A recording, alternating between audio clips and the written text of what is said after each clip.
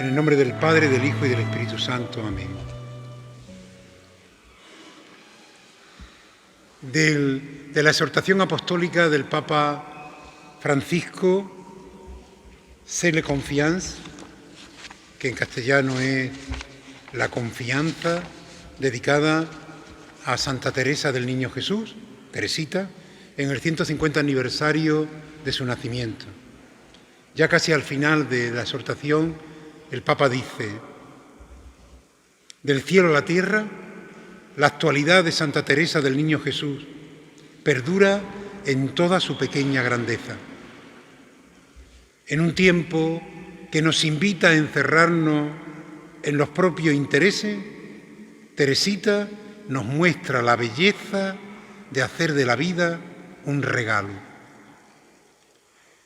En un momento en que prevalecen las necesidades más superficiales, ella es testimonio de la radicalidad evangélica. En un tiempo de individualismo, ella nos hace descubrir el valor del amor que se vuelve intercesión. En un momento en que el ser humano se obsesiona por la grandeza y por nuevas formas de poder, ella señala el camino de la pequeñez. En un tiempo en el que se descarta muchos seres humanos, ella nos enseña la belleza de cuidar, de hacerse cargo del otro. En un momento de complicaciones, ella puede ayudarnos a redescubrir la sencillez, la primacía absoluta del amor, la confianza y el abandono, superando una lógica legalista o esteticista que llena la vida cristiana de observancia o preceptos y congela la alegría del Evangelio. En un tiempo de repliegue y de cerrazones, Teresita nos invita a la salida misionera, cautivados por la atracción de Jesucristo y del Evangelio. Estos días, el domingo, que celebrábamos el Día de las Misiones, el Domus, la presencia del Padre Marco, misionero de la obra de misiones de África, nos invitaba con inmensa alegría precisamente a tener ese espíritu y ese alma misionera. Nos contaba aquella experiencia vivida en Níger por un compañero suyo que fue secuestrado por la yihad islámica y durante 25 meses estuvo, secuestrado, raptado. Y cómo ese hombre, que escribe después un libro, pasa por todos los momentos de la vida. El primero es ¿por qué a mí? ¿Por qué a mí? Después el abandono. Dios mío, ¿por qué me has abandonado? Y pensar, que va haciendo el mismo camino que hace Jesús en su propia historia. Y al final, perdónalo, Señor, porque no saben lo que hacen. No es fácil llegar al perdón. Y muchas veces para llegar ahí hay que pasar por el ¿por qué a mí? Y ¿dónde estás tú, Dios? ¿Dónde estás? El dolor, el sufrimiento, a mucha gente la acerca a Dios y a mucha gente la separa de Él. Por eso, ante el dolor de las personas, hay que ser exquisito. Hay que ser exquisito. Y una ética del dolor, que es la más difícil de todas las éticas, nos está siempre invitando a no usar nunca el dolor ajeno, no usarlo, no ser superficiales a la hora de hablar con el dolor. Eso como decimos, estoy contigo, sufro contigo. Sí, ni estás conmigo ni sufres conmigo, sufro yo. Sufre la persona que está sufriendo. Y sobre todo, se trata de, con mucho, exquisitamente y con silencio, estar ahí y acompañar. La ética del dolor es la más difícil de todas las éticas. Este camino que vamos haciendo, descubriendo, por un lado, a Jesucristo como el gran sacramento de Dios, a la Iglesia como sacramento de Jesucristo, para ir entrando después en cada uno de los 7 sacramentos, que ya el Concilio de Trento cerró en 7 y solo 7, es importante el descubrimiento de la importancia central que tiene Jesucristo en la vida sacramental. Él es el intercesor. Él es el puente entre Dios y los hombres. Ese puente que se había roto por ese deseo que tiene la humanidad, que tuvieron ya nuestros primeros padres de ser lo que no eran, de ser dioses. El pecado es eso, no aceptar que yo soy criatura y que no soy Dios. Es curioso, Dios que lo prevé todo, yo gozo muchísimo, ahora que está tan de moda la ecología, ¿verdad? Y parece que eso es un invento de hoy, yo os invito a que leáis despacito el capítulo 1 y 2 del libro del Génesis. Cómo Dios lo provee todo y lo prevé todo. Todo, digamos, en un lenguaje además genial, porque sabéis que ese libro no es el primer libro que escribe Israel inspirado por Dios. Es decir, tiene que estar, ese libro se escribe, aunque está hablando de los orígenes del hombre, del mundo y de todo, se escribe ya cuando el pueblo de Israel ha llegado a la tierra prometida, se ha asentado y ahí, en ese momento de paz, de tranquilidad, ya de sosiego, se preguntan, oye, todos los pueblos que están a nuestro alrededor, que son importantísimos, todas estas culturas milenarias tienen, digamos, un libro de su origen. ¿Y nosotros? ¿Dónde está nuestro origen? Y sale ese libro. Bueno, pues en ese libro, esos primeros capítulos, el libro entero, pero vamos, del Génesis, pero los primeros capítulos sobre todo, hay un dato que es curioso, dice, Dios creó las semillas, los árboles, y llama al hombre y le dice, mira, te doy todo esto para que te alimente, menos el árbol del bien y del mal, de ese no comas. Dios es como un padre, como un buen padre de familia, que no todo lo que hay se puede comer, no todo cuanto existe es comestible. Y el padre educa al hijo en un paseo por el campo y le dice, esa seta no la vaya a coger, esa planta no la vaya a comer. Todo es nuestro, pero todo no es comestible. Hay cosas que hacen daño. Y ya Dios se lo dice a Adán, mira, todo esto hecho para que tú, todos estos frutales, todas estas semillas, para que tú te alimentes, pero no comas de este árbol, porque este árbol te va a hacer daño. Pero somos así somos. Bueno, pues como hace, pues a mí que me importa que me haga daño. ¿Qué buscará? ¿Qué buscará mi padre que no quiere que me coma esto? ¿Qué buscará mi...? Pues no busca tu bien. Busca tu bien. Por eso el primer mandamiento, el único mandamiento, porque sin ese lo demás no funciona, es el mandamiento de la confianza. Y estamos en los sacramentos. Si no hay fe, los sacramentos son magia. Magia. Me acuerdo yo que siendo un cura muy joven, estaba en la serranía de Ronda, y fui a Málaga a la parroquia del Sagrario, del Sagrario de la Catedral, que entonces era la parroquia, a bautizar los niños de un amigo, el niño de un amigo. Y era una familia muy religiosa, muy buena gente, y tenían varios hijos, y había allí uno de esos de 4 añillos, más o menos, allí muy atento a todo lo que estaba ocurriendo, y cuando terminó el bautismo, en el bautismo sabéis que hay una unción con el óleo, después unas oraciones, el agua que se derrama, el crisma con el que se unge, la vestidura blanca, la entrega de la luz. Al terminar todo aquello, el niño le dice a su mamá, oye mamá, ¿qué hemos hecho? ¿Magia? Claro.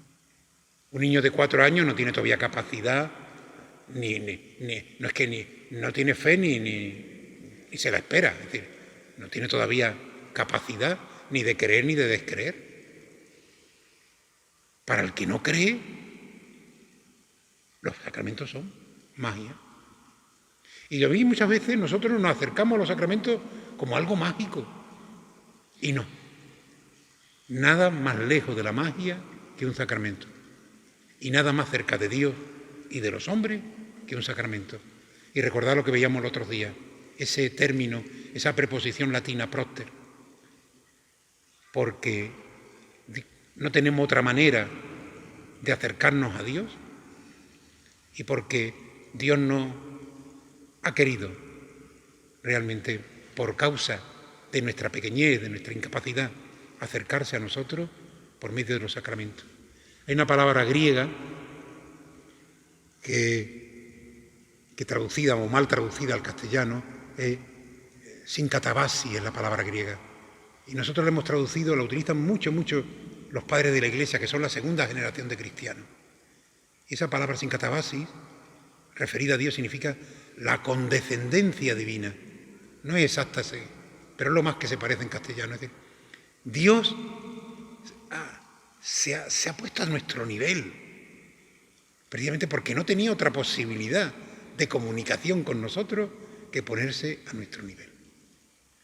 Y hablamos también los otros días de la iniciación cristiana. La iniciación cristiana fundamental y necesaria. Para el que no está bautizado es el camino, es lo que se llama el catecumenado. Y para el que está bautizado, la gran mayoría de nosotros, que hemos recibido el bautismo de niños, para nosotros es fundamental la catequesis. El catecumenado para los que no están bautizados y la catequesis para los que ya estamos bautizados, que no nos vamos a bautizar. Es decir, que cuando terminemos el proceso de catequesis no nos van a bautizar otra vez. Pero sí necesitamos realmente recibir, digamos, una síntesis de fe. Y esa síntesis de fe está recogida en lo que se llama el catecismo. Y el catecismo, que es un invento, no, es la palabra de Dios puesta al nivel de todas las necesidades y de todo lo que a un hombre, a un ser humano, le puede ocurrir en la vida. Y por eso los catecismos se van renovando a la manera en que la sociedad cambia y el hombre también. La palabra no, pero el catecismo avanza y da respuesta a preguntas que el hombre ahora se hace y que no se hacía en la antigüedad.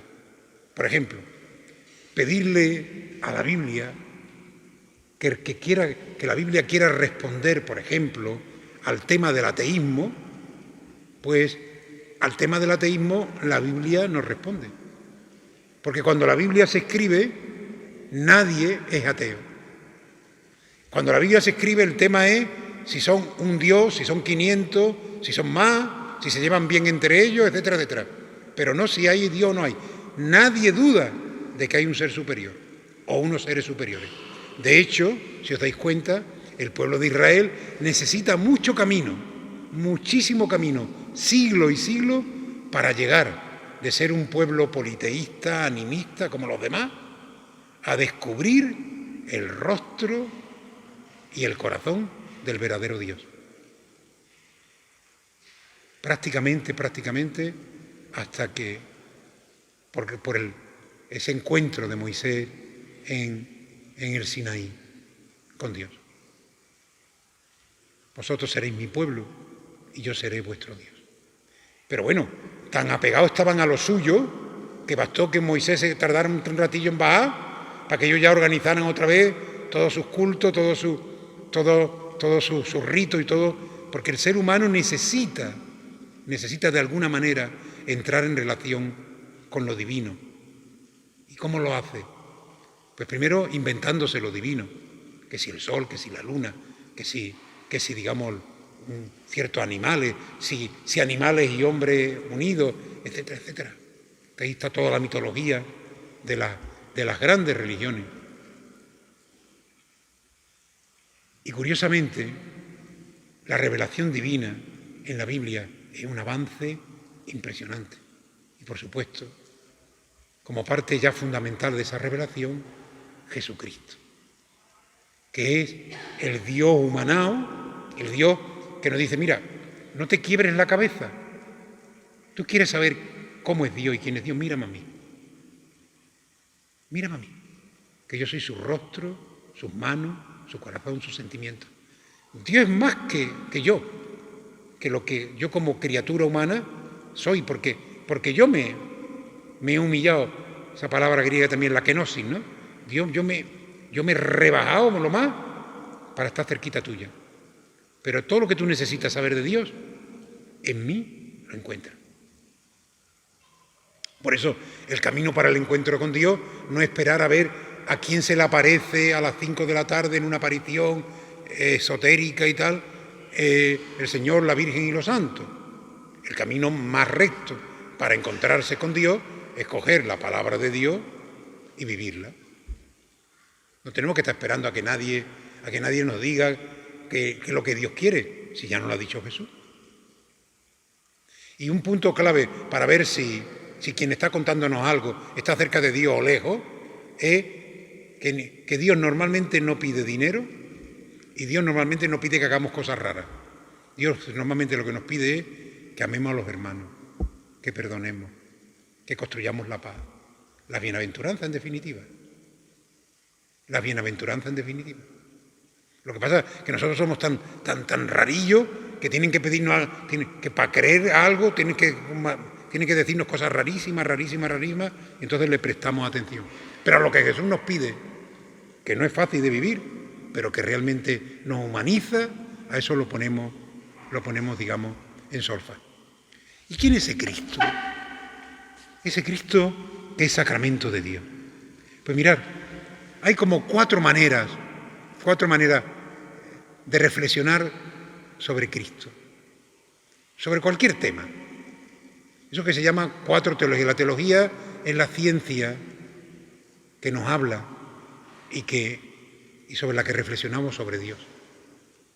La teología no es algo complicado y difícil, es una ciencia.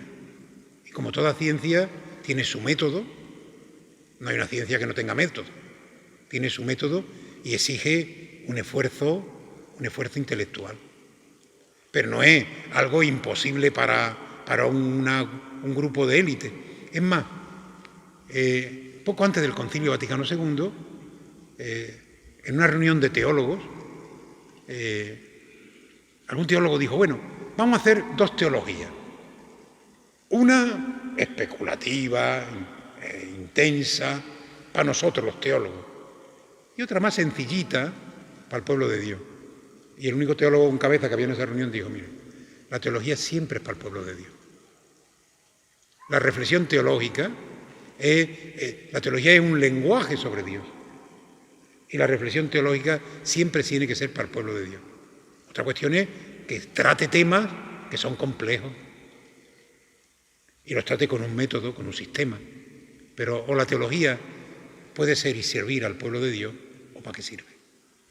Bien, pues hay como cuatro líneas teológicas, que son las que están en todos los documentos del Concilio Vaticano II. En primer lugar, hay un método que es el método ontológico. Es decir, yo me acerco a Cristo y lo que necesito es que Él me aclare mis ideas, que Él ordene mi mente, que Él me ayude a que tenga yo, digamos, un pensamiento, una razón clarificada e iluminada por Él. Desde ese punto de vista más intelectual, más racional, Cristo es la verdad de Dios. En el capítulo 14, versículo 6 del Evangelio de Juan, Jesús dice, yo soy el camino, la verdad y la vida.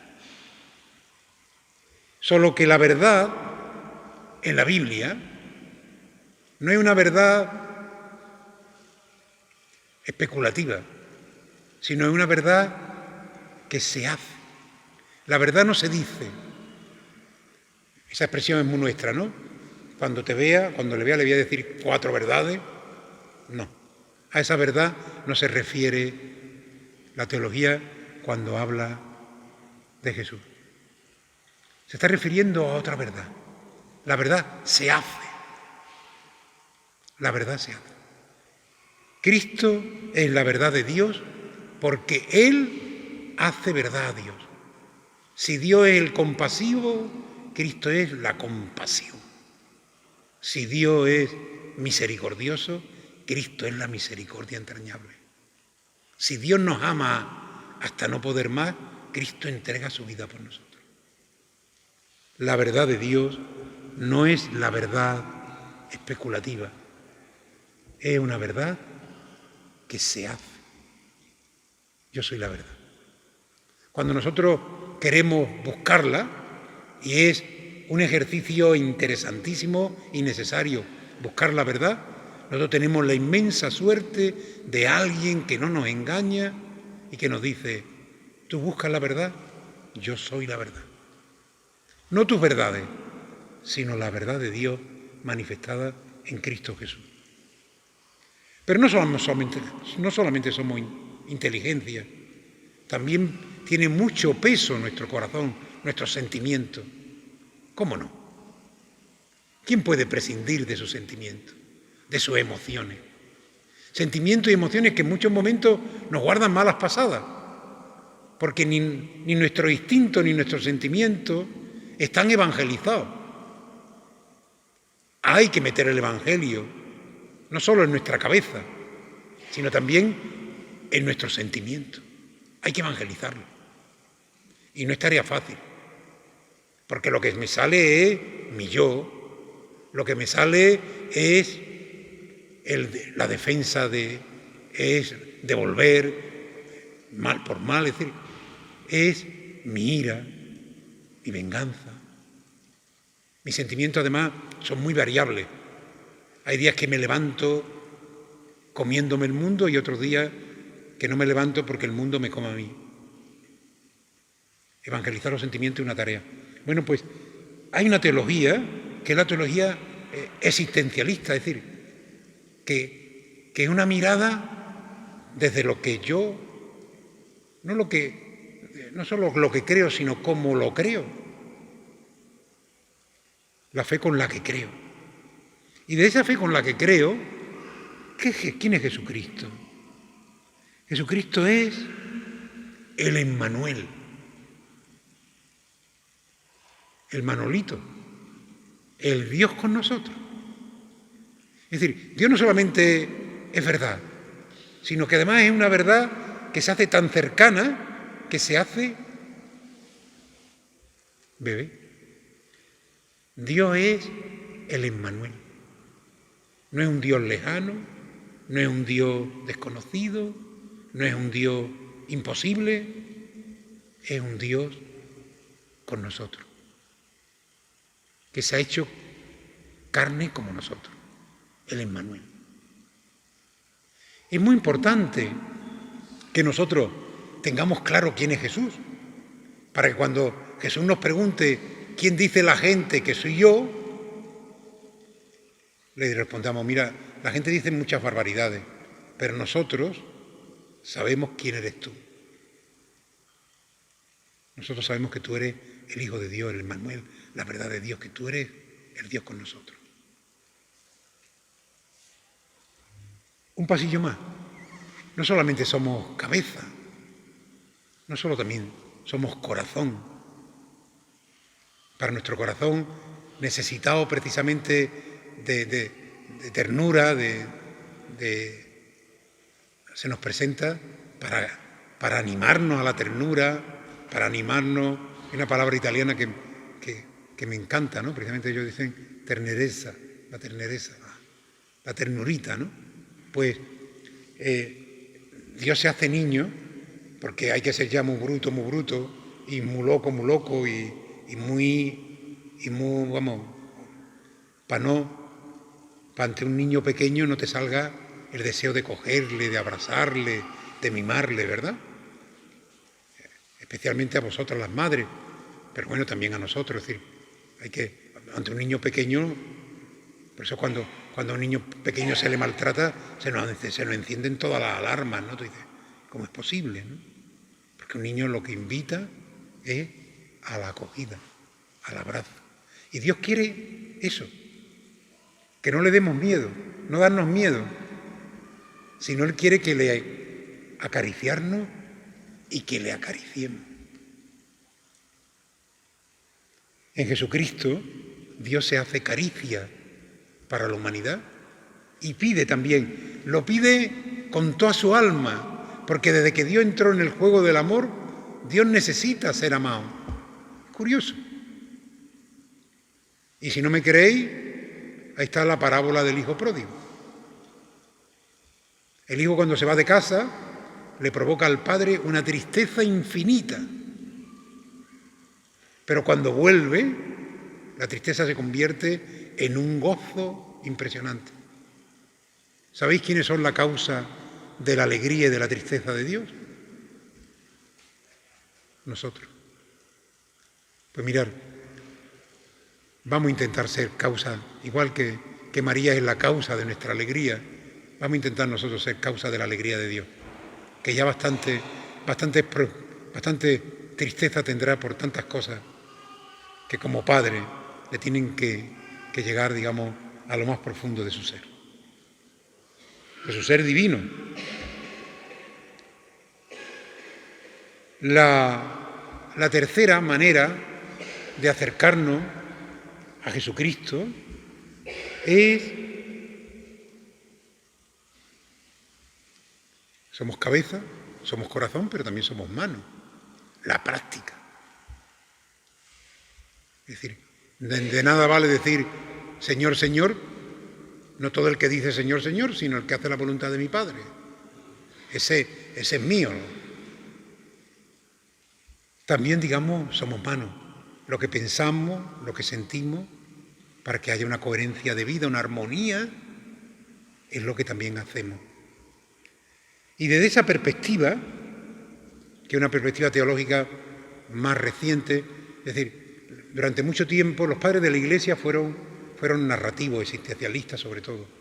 Después, a partir de la Edad Media, la teología se hace más especulativa, más ontológica, más de ir a buscar definiciones, porque el hombre se hace muchas preguntas, porque las divisiones son muy grandes, hay que clarificar mucho. No digamos ya el Concilio de Trento, ¿no? Con una división de los cristianos en el siglo XI entre Oriente y Occidente, ya en el siglo XVI entre digamos, evangélico y católico. El Concilio de Trento tuvo que ser necesariamente especulativo, es decir, aclarativo. Porque claro, la mayoría de la gente no sabía si era católica o era protestante, lo que le tocaba. De hecho, ya sabéis cómo arregló el tema protestante Carlos V, ¿no? En Alemania. Entonces Alemania era media Europa. ¿Cómo lo arregló?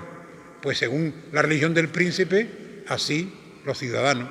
Que el príncipe era protestante, pues ese cantón protestante. Que el otro era católico, otros católicos. Pero es que hubo un momento en la historia de la Iglesia, y la historia es interesante, y leerla es interesantísima. Hubo un momento en la historia de la Iglesia, cuando ahora nos asustamos, que había 3 papas. Uno, como no, en España, otro en Aviñón y otro en Roma. ¿Y qué ocurrió? Que había santos, sobre todo, digamos, Aviñón y Roma. ¿Qué había? Porque el de Aviñón se vino a Peñíscola y ayer el pobre murió, ¿no? Que el Papa Luna, que es un Borgia. ¿Qué ocurrió? Pues que había santos, que después fueron santos, que seguían uno y a otro. Porque ni seguían a un papa ni a otro papa, seguían a Jesucristo, que es el que te da la santidad, ¿no? Y cuando ahora vemos temas, hoy la Iglesia qué mal está. Bueno, ha habido momentos de todo, complicadísimos y durísimos, y la Iglesia ha salido. Porque la Iglesia es humana en nosotros, pero divina en el Espíritu Santo, y ojalá nosotros no le diéramos tanto trabajo al Espíritu Santo, ¿verdad? Que tiene que hacer horas extras para que la parte divina de la Iglesia resplandezca, ¿no? Bueno, pues esa fe que enjuicia y cambia a la sociedad, porque qué bonito, ¿verdad?, tener las ideas claras, tener el corazón ardiente, pero todo queda ahí, ¿no? Si creo y vivo lo que creo, tiene que cambiar este mundo injusto este mundo violento. Entonces, ¿quién es Cristo? Cristo es la justicia de Dios. Pero ojo y cuidado, la justicia de Dios no es la ley del talión, ojo por ojo, diente por diente. La justicia de Dios, 1 Corintios 1:30, la justicia de Dios es misericordia y fidelidad. Dios es justo porque es fiel. Él mantiene su promesa. Y además de ser fiel, es misericordioso. Y precisamente fidelidad y misericordia es la que hace que los que creemos en Él practiquemos esa misma fidelidad y esa misericordia que es la que cambia el mundo. Donde hay un grupo de cristianos, el ambiente tiene que cambiar. Y por eso una de las cosas a las que el Papa insiste mucho es no nos mundanicemos. El riesgo siempre es mundanizarnos. Es decir, no vivir con intensidad lo que somos, sino dejarnos contagiar por la mundanidad. Y de la mundanidad se puede contagiar el mismo Papa, los cardenales, los obispos, los curas, las monjas, y no digamos todos. Es el riesgo siempre. Es decir, que lo mundano prevalezca sobre lo cristiano, ¿no? Hay esas palabras sabias de Juan Bosco, ¿verdad? Es decir, honrados, buenos cristianos y honrados ciudadanos.